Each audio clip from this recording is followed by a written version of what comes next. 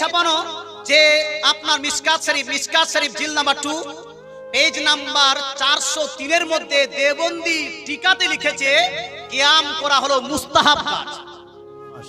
কি কাজই এজরব না কি এটা মুস্তাহাব কাজ করলে নেকি হয় না গুনাহ? নেকি না গুনাহ? সুতরাং কিয়াম করলে নেকি হবে না গুনাহ?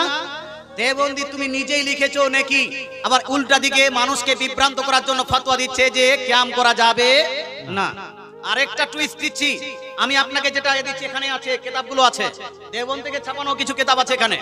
দেওবন্দের কিতাব ছাপানো উঠান আপনি, বুখারী শরীফ জিল নাম্বার 2 পেজ নাম্বার 926 এর টিকাতে, দেওবন্দি টিকাতে লিখছে কি কিয়াম করা এটা হলো মুস্তাহাব কর্ম। কি কর্ম এটা? মুস্তাহাব। তো মুস্তাহাব কাজ করা যাবে কি যাবে না? জোরে বলুন না, যাবে কি যাবে না? যাবে। এই জন্য আমরা সুন্নি মুসলমান কিয়াম ছাড়িনি, আগামীতেও ছাড়বো না। কিয়ামের বিষয়টা ক্লোজ।